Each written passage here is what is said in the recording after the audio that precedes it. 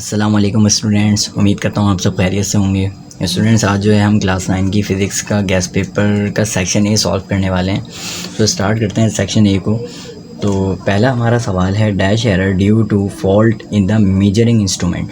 अब बोल रहे हैं कि वो एरर जो किसी इंस्ट्रूमेंट की वजह से आए तो उस एरर को क्या कहते हैं। देखिए, 3 एरर हमें दिए हुए हैं, इन तीनों को हम पढ़ लेते हैं। देखिए, पर्सनल एरर वो होता है जो इंसान की किसी गलती की वजह से है। इंसान ने अगर कोई गलती कर दी, उसकी वजह से कोई एरर आ रहा है तो वो पर्सनल एरर होता है। एक होता है सिस्टमेटिक एरर। सिस्टमेटिक एरर क्या होता है कि कोई मशीन ने अगर कोई गलती कर दी है, मतलब कोई किसी आपकी मतलब आप जिस मशीन के थ्रू काम कर रहे हो, जिस इंस्ट्रूमेंट के थ्रू काम कर रहे हो, उसने कोई एरर दिखा दिया तो वो सिस्टमेटिक एरर होता है। और रैंडम एरर क्या होता है? रैंडम एरर वो होता है जो टेम्परेचर की वजह से या किसी और कंडीशन वगैरह की वजह से आ जाए तो उसको हम रैंडम एरर कहते हैं। तो यहाँ पर ये कह रहे हैं कि इंस्ट्रूमेंट की वजह से आया। अब देखें, मैंने आपको बताया था इंस्ट्रूमेंट की वजह से क्या कौन सा एरर होता है। इंस्ट्रूमेंट की वजह से जो एरर आ जाए वो होता है सिस्टमेटिक एरर। ठीक है, तो इसका आंसर है सिस्टमेटिक एरर। अब देखें, अगला सवाल है the graph between pressure and volume at constant temperature. तो बोल रहे कि प्रेशर और वॉल्यूम के बिटवीन ग्राफ कैसा होगा कांस्टेंट टेम्परेचर पर। तो याद रखें, हमेशा प्रेशर और वॉल्यूम के बीच में ग्राफ जो है ना कांस्टेंट टेम्परेचर पर हमेशा पैराबोलिक फॉर्म में होगा, मतलब पैराबोला होगा, मतलब कर्व बन रही होगी इन दोनों के दरमियान, प्रेशर और वॉल्यूम के दरमियान। अब देखिए, नेक्स्ट क्वेश्चन है the least count of vernier callipers is. अब देखिए, लीस्ट काउंट वर्नियर कैलिपर का हमें बताना है कि लीस्ट काउंट क्या होता है। तो देखिए, ये सारे हमें सेंटीमीटर में दिए हैं, तो सेंटीमीटर में तो हमारा आंसर हो जाएगा 0.01 सेंटीमीटर। ये याद रख लीजिएगा, सेंटीमीटर के अंदर वर्नियर कैलिपर का लीस्ट काउंट होता है 0.01 सेंटीमीटर। और अगर यही आपसे मिलीमीटर के अंदर पूछ लिया जाए तो क्या हो जाएगा 0.1 मीटर। आप जो है इसको मल्टीप्लाई कर देंगे 10 से तो वो मिलीमीटर में कन्वर्ट हो जाएगा। ठीक है। Centrifugal force is always directed. अब बोलें कि सेंट्रीफ्यूगल फोर्स जो होती है उसकी डायरेक्शन हमेशा कहाँ पर होती है। तो सेंट्रीफ्यूगल, देखें, दो तरीके की फोर्सेज होती हैं, एक होती है सेंट्रीपिटल फोर्स, एक होती है सेंट्रीफ्यूगल फोर्स। तो सेंट्रीपिटल फोर्स जो होती है उसकी डायरेक्शन सेंटर की तरफ होती है और सेंट्रीफ्यूगल फोर्स की डायरेक्शन अवे फ्रॉम सेंटर होती है, मतलब सेंटर से बाहर की तरफ। ठीक है, अच्छा। अब देखिए, नेक्स्ट क्वेश्चन है quantity of motion contained in a body is called. अब याद रखें कि क्वांटिटी ऑफ मोशन जो है ना हमेशा दो चीज़ों पर डिपेंड करती है। एक होती है एक होता है मास, एक होती है आपके पास वेलोसिटी। और मास और वेलोसिटी आपके पास आती है मोमेंटम के अंदर। देखो, मोमेंटम जो है ना दो चीज़ों पर, मोमेंटम का फॉर्मूला ही बराबर होता है मास इंटू वेलोसिटी। क्योंकि देखें, मैंने आपको ऑलरेडी भी बताया हुआ था कि हमारा जो है, हमारी दो चीज़ें हैं, दो ऑब्जेक्ट्स हैं। एक जो है, एक का मास ज़्यादा है और एक का मास कम है, और दोनों जो है सेम स्पीड से मूव कर रहे हैं। तो हैवी जो ऑब्जेक्ट है जिसका मास ज़्यादा है तो उसको रोकना ज़्यादा डिफ़िकल्ट होगा क्योंकि उसका मोमेंटम क्या होगा, ज़्यादा होगा। ठीक है, तो क्वांटिटी ऑफ मोशन का कभी भी इस तरीके का आपके न्यूमेरिकल आ जाए तो उसका आंसर हमेशा होगा आपके पास मोमेंटम। ठीक है, अच्छा। नेक्स्ट है गीगा मीन्स। अब देखिए, गीगा तो बहुत ज़्यादा आपको सुनने को मिला होगा। तो गीगा का मतलब होता है 10 की पावर 9, 10 की पावर प्लस 9। गीगा बाइट आपने सुना है ना, जीबी मेमोरी जो होती है हमारी, तो वो बाइट से 10 की पावर 9 ज़्यादा होती है गीगा। ठीक है, अच्छा। अब देखिए, नेक्स्ट क्वेश्चन है equivalent value of 36 kilometre per hour in metre per second. अब 36 किलोमीटर पर आवर को हमें मीटर पर सेकंड में कन्वर्ट करना है। तो देखिए, हमें किलोमीटर से अगर मीटर में कन्वर्ट करना हो तो हम पहले इसको मल्टीप्लाई करेंगे, 36 को मल्टीप्लाई करेंगे 1000 से। ठीक है, और आवर से अगर हमें सेकंड के अंदर कन्वर्ट करना है तो हम इसको कर लेंगे डिवाइड, मतलब डिवाइड में है ना, हम डिवाइड कर देंगे 3600 से। तो 36 को जब 1000 से मल्टीप्लाई करवाएंगे तो 36000 हो जाएगा और डिवाइड में 3600 आ जाएगा।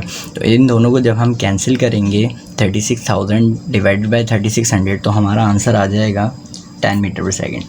अब देखिए, नेक्स्ट क्वेश्चन है 25 newton force acts along X axis, its Y component is. अब देखें, एक फोर्स है जो एक्स एक्सिस पे लग रही है 25 न्यूटन। ठीक है, तो वो एक्स एक्सिस की तरफ ही मूव करेगी। उसका वाई कॉम्पोनेंट क्या होगा? वाई कॉम्पोनेंट होगा 0। मतलब वाई पे कोई फोर्स, वाई एक्सिस पे कोई फोर्स नहीं लग रही। मतलब देखें, एक्स एक्सिस पे मतलब ये हॉरिजॉन्टल फोर्स लगा रहा है तो यहाँ पर ही बॉडी मूव होगी। ऊपर की तरफ लगाएगा तो फिर वाई एक्सिस पे मूव होगी। अभी यहाँ पर एक्स एक्सिस पे लगा रहा था तो इसीलिए एक्स एक्सिस की तरफ हमारी बॉडी जा रही थी। ठीक है, अच्छा। अगर यही फोर्स अगर ये वाई एक्सिस पे लगा था तो फिर हमारा एक्स कॉम्पोनेंट 0 हो जाता। अभी ये वाई एक्स एक्सिस पे लगा रहा है तो इसलिए हमारा वाई कॉम्पोनेंट 0 है। अब नेक्स्ट क्वेश्चन है head to tail rule can be use to add dash forces. अब याद रख लें हेड टू टेल रूल जो है ना, दो फोर्सेस को ऐड करने के लिए यूज़ किया जाता है, टू फोर्सेस, ठीक है। This one of the following material is more elastic. अब ये बोल रहे हैं कि नीचे हमें मटेरियल्स दिए हैं रबर, ग्लास, स्टील, वुड, इनमें से कौन सा मटेरियल जो है ज़्यादा इलास्टिक होता है।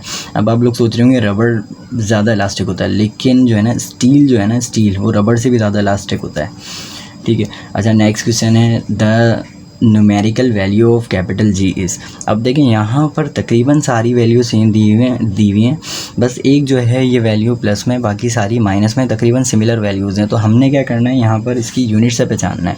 यूनिट से कैसे पहचानेंगे, देखें एक फार्मूला था हमारे पास F is to G m1 m2 divided by R square.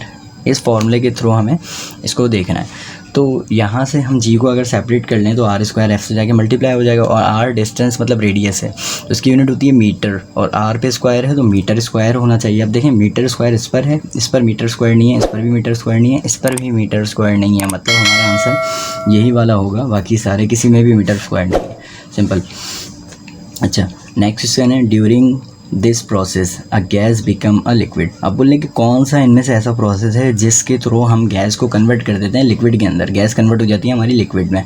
तो वो प्रोसेस देखें मेल्टिंग। मेल्टिंग में क्या होता है, हमारी जो है ना आइस मेल्ट होकर लिक्विड बन जाती है। आइस का नहीं बोला है इन्होंने, बोला है गैस। अब नेक्स्ट प्रोसेस है फ्रीजिंग। फ्रीजिंग में क्या होता है, हमारा लिक्विड कन्वर्ट हो जाता है सॉलिड के अंदर। लेकिन कंडेंसिंग ऐसा प्रोसेस है जिसमें हम अपनी गैस को कन्वर्ट कर देते हैं लिक्विड के अंदर। तो यही हमारा आंसर है।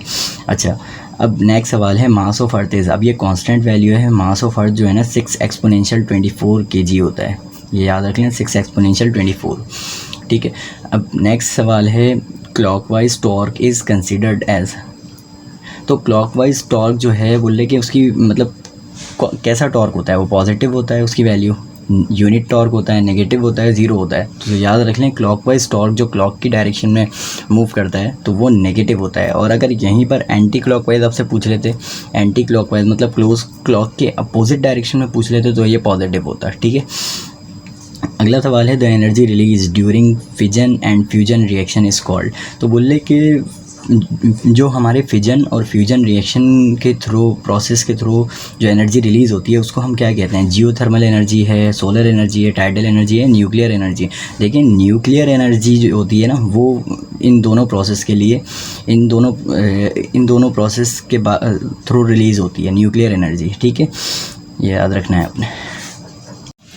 देखें ये अगला सवाल है the rate of evaporation of liquid can be increase by.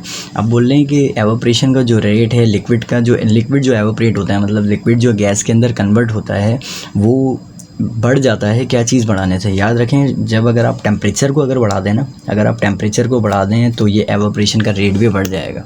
जैसे कि आपको पता है कि जैसे ही आप ना मतलब चूल्हे पे कोई चीज़ रख देते हैं, बॉयल करना स्टार्ट कर देते हैं तो कितनी जल्दी एवोपरेट हो जाता है वाटर है या कोई भी लिक्विड है, तो क्योंकि उसका टेम्परेचर बढ़ जाता है। अगर टेम्परेचर उसका कम कर दिया जाए तो एवोपरेशन स्लो करेगा, ठीक है।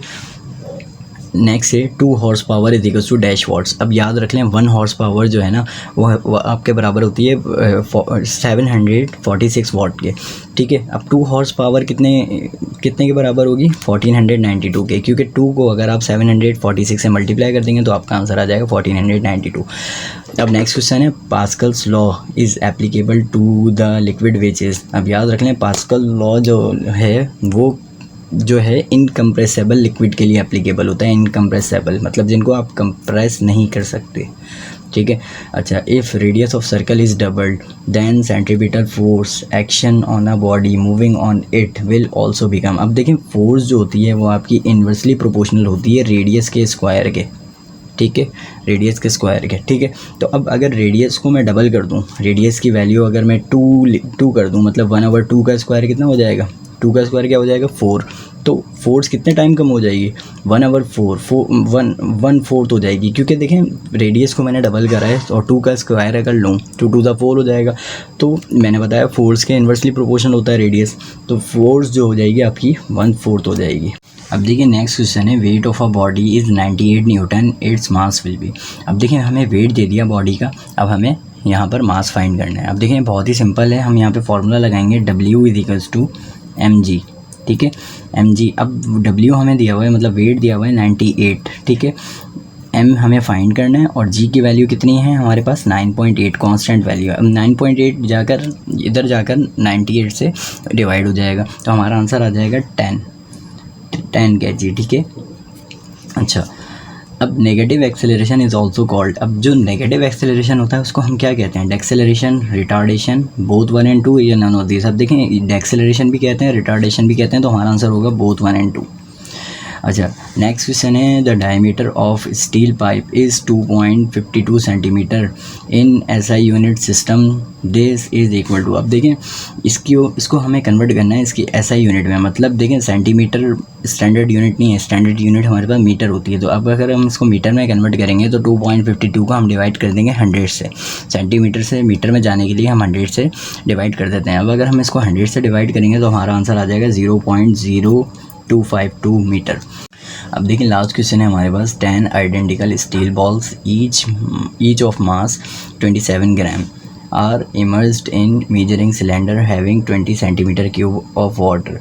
The reading of water level rises to 50 centimeter cube. The density of steel. अब देखें, ये बहुत ही सिंपल क्वेश्चन है। अब देखें, 10 हमें स्टील बॉल्स दी हुई हैं और हर एक का मास जो है 27 ग्राम है। तो सबसे पहले हम 10 स्टील बॉल्स का मास निकाल लेंगे, 27 को हम मल्टीप्लाई कर देंगे 10 से, तो हमारे पास 10 स्टील बॉल का मास आ जाएगा।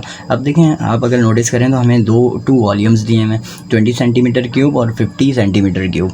तो क्या करेंगे, पहले हम इनका चेंज ले लेंगे, मतलब 50 सेंटीमीटर क्यूब में से 20 सेंटीमीटर क्यूब को हम माइनस कर देंगे, तो 50 - 20 हमारे पास आ जाएगा आंसर 30। तो अब हमारे पास वो जो 270 आया है, 27 को मल्टीप्लाई करने से, 10 से मल्टीप्लाई करने से 270 आया है, और ये जो हमारे पास चेंज इन वॉल्यूम आया है, अब इन दोनों को हम डिवाइड कर देंगे, क्योंकि हमें डेंसिटी फाइंड करनी है और डेंसिटी बराबर होती है मास डिवाइड बाय वॉल्यूम। तो मास हमारे पास 270 और वॉल्यूम हमारे पास जो आया है 30, तो 270 डिवाइड बाय 30, तो हमारे पास आंसर आ जाएगा इसका 9.0 ग्राम सेंटीमीटर क्यूब, ठीक है। उम्मीद करता हूँ आज की वीडियो में हमने जो भी समझा आपको सब क्लियर हो गया होगा। अगर आपको अभी भी कोई डाउट है तो आप मुझसे कमेंट सेक्शन में पूछ सकते हैं, इंशाल्लाह मैं आपको ज़रूर आंसर करूँगा, ठीक है। मिलते हैं आपसे नेक्स्ट वीडियो में। अल्लाह हाफ़िज़।